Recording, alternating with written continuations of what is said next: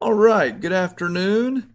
Today we are going to be testing a correlation, and our research question is there a significant relationship between free and reduced lunch percentage and the percentage of students scoring at the exceeding level in math? And we're going to use SPSS to test whether there is a significant relationship between these two. And I will use a Pearson correlation, and we are going to assume that all assumptions for correlation are met.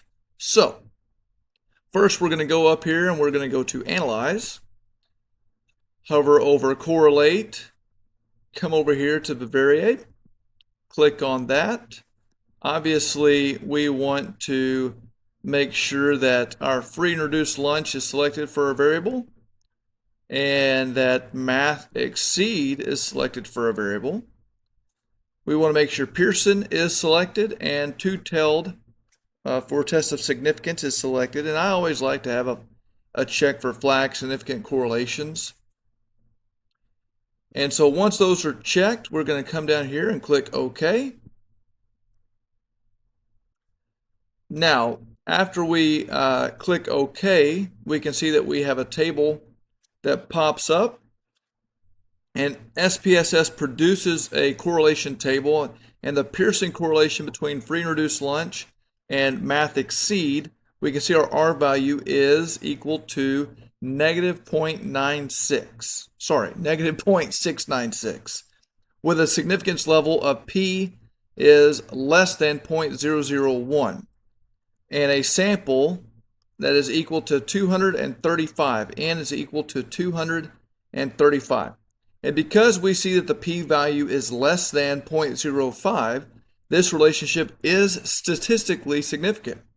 The correlation is negative, meaning that as free and reduced lunch percentage increases, the percentage of students scoring at the exceeding level in math tends to decrease.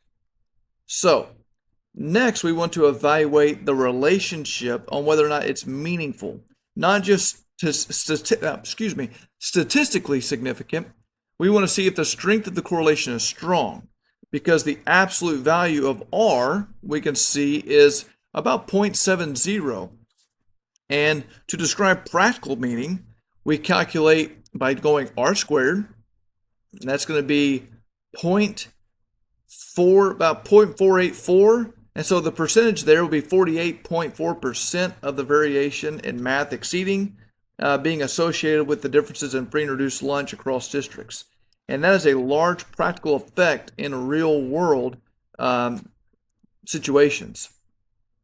It suggests that poverty level is strongly connected with advanced math performance, and it supports the need for districts targeting those individuals with different types of intervention strategies or funding strategies to strengthen the need to increase in that area. Next, if we go down, we can see that this summary categorizes the relationship as negative. The free and reduced lunch and math exceed as negative.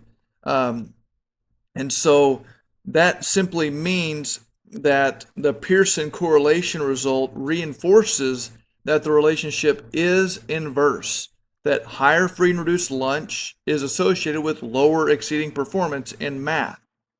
So in conclusion, there is a statistically significant and strong negative relationship between free and reduced lunch percentage and the percentage of students across the exceeding math level, meaning that R equals negative 0.696, with that p-value being less than 0.001, showing that this relationship is also practically meaningful because nearly 48% are R squared, 48% of the variation in advanced math performance is associated with the poverty level across districts, suggesting, again, important real-world implications for academic support and resource allocation.